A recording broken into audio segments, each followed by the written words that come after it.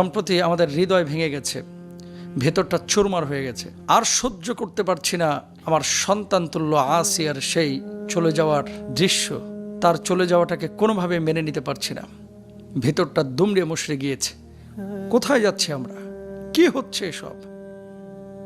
আহা, তিনটা পশু তার উপরে এভাবে হামলে পড়ল, তার লজ্জাস্থানকে ছিন্ন ভিন্ন করল, পশুর মতো আচরণ করল। এই বাচ্চাটা কিয়ামতের ময়দানে আমরা যদি এই মুসলিম মিল্লাত, যদি আমাদের দেশের আইন শৃঙ্খলা বাহিনী, আমাদের নীতি নির্ধারকরা যদি এই জালেমদের বিচার না করে, আল্লাহর আদালতে প্রত্যেককে দাঁড়াতে হবে কিয়ামতের ময়দানে। এই আসিয়া কিয়ামতের ময়দানে হয়তো বা দাঁড়াবে যে আল্লাহ, 95% মুসলমানের দেশে তারা আমার অধিকার নিয়ে আমার জানটাকে তারা নিরাপত্তা দিতে পারে নাই, আমার সম্ভ্রমকে তারা নিরাপত্তা দিতে পারে নাই। নাউযুবিল্লাহি মিন যালিক। কিসের আইন? সরকারকে বলবো আইনের পরিবর্তন কর। সব কিছু ওই 3 বছর 4 বছর 5 বছর এত সময় ক্ষেপণ করে, তারপরে আদালতের দোহাই দিয়ে, আইনের দোহাই দিয়ে থানায় নিয়ে, তারপরে 5 মাস 7 মাস পরে ফাঁক ফোকর দিয়ে জামিনে বের হয়ে আবার জালেমের মতো আচরণ করবে, মিথ্যার আচরণ করবে, আবার পশুর মতো আচরণ করবে। সব পাপের জন্য জামিনের সুযোগ রাখেন না, আইন পরিবর্তন করেন। এই সমস্ত জালেমগুলো আমরা চাই এদের বিচার হোক প্রকাশ্যে। বাইতুল মোকাররমের 0 পয়েন্টে নিয়ে আসেন। এরা ফ্যাসাদ তৈরি করেছে।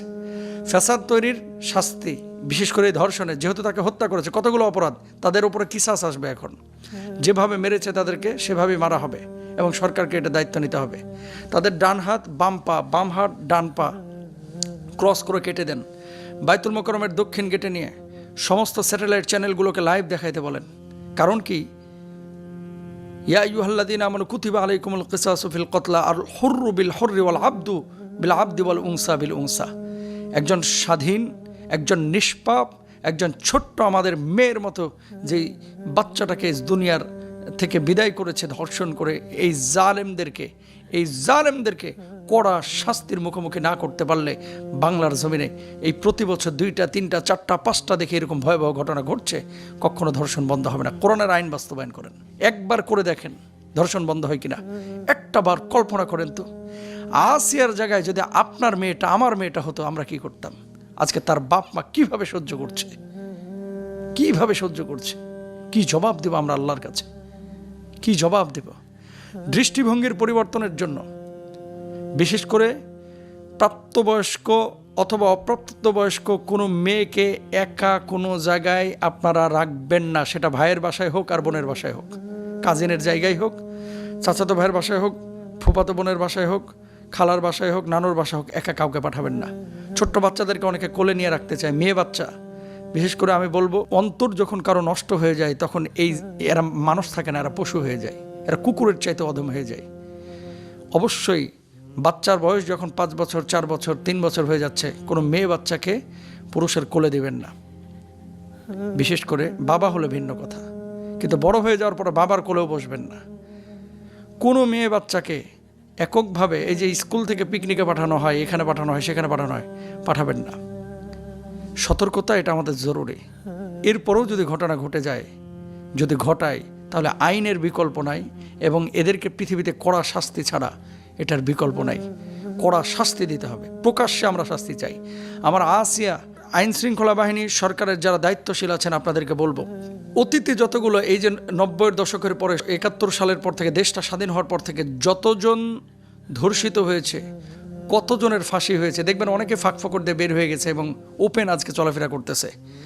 বাংলাদেশে আমরা এই সমস্ত ক্ষেত্রে, বিশেষ করে হত্যাকাণ্ড, ধর্ষণ, আরেকজন মানুষকে অন্যায়ভাবে ডাকাতি করতে গিয়ে, রাহাজানি করতে গিয়ে, চাঁদাবাজি করতে গিয়ে গুলি করে ফেলে, তারপরে ছুরিকাঘাত করে দুনিয়া থেকে বিদায় করে ফেলে, প্রকাশ্যে যখন জানতেছেন যে এই জালেমগুলো হত্যাকারী, এই জালেমগুলো অপরাধ করেছে এবং দুনিয়া থেকে মানুষকে বিদায় করেছে, তখন আপনারা কেন ওমরের মতো গর্জে উঠতে পারেন না? কেন আবু বকরের মতো গর্জে উঠতে পারেন না? কেন আলীর মতো গর্জে উঠতে পারেন না?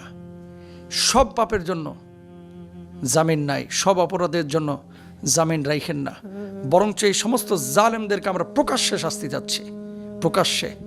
রাসূল সাল্লাল্লাহু আলাইহি ওয়াসাল্লাম যদি আজকে জীবিত থাকতেন, তাহলে হয়তো বা এই দৃশ্য দেখে নবীজিও কাঁদতেন। ছোট্ট একটা মাসুম বাচ্চা, আহা!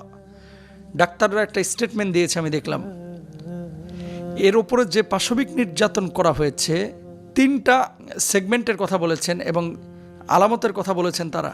যখন এই পশুগুলো তার উপর হামলে পড়েছিল, এতটাই যন্ত্রণা অনুভূত হয়েছে যেন বুকে কেউ ছুরি চালাচ্ছিল অনবরত। সাগরের মধ্যে তাকে ডুবিয়ে ফেলা হয়েছিল, যেন নিঃশ্বাস বন্ধ হয়ে গেলে মানুষের যে অবস্থা হয় পানির মধ্যে, ঠিক মেয়েটার সে অবস্থা হয়েছিল। মেয়েটার লজ্জা স্থানের প্রত্যেকটা নার্ভ রগ রেশা ছিঁড়ে ফেলেছে জানোয়ারগুলো। আহা, এরপরও কি প্রমাণ লাগবে?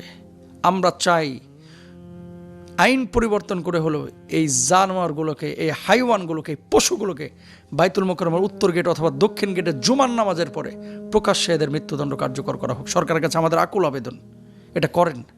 না হলে হয়তো বা আসিয়া হয়েছে, পরশু হয়তো বা আরেকজন হবে, তারপরের দিন আরেকজন হবে। আহা, ইউরোপের এই দেশগুলো, আমি ইংল্যান্ডে আছি, বিশ্বাস করেন এরাও কিন্তু এই সমস্ত আইনের ক্ষেত্রে খুব শক্ত এবং কাউকে ছাড় দেয় না। তুমি ঘরের ভেতরে যা করতেছো করো, তুমি ঘরের মধ্যে যা করতেছো করো, কিন্তু রাস্তা থেকে তুলে নিয়ে গিয়ে আরেকজনকে এভাবে ছিন্ন ভিন্ন করবা, ইম্পসিবল, ইম্পসিবল, সম্ভবই না। কেউ চিন্তাও করে না এগুলো। আল্লাহ তাআলা আমাদেরকে বোঝার তৌফিক দান করুক এবং কোরআনের আইন অনুযায়ী জীবন পরিচালনা করার তৌফিক দান করুন।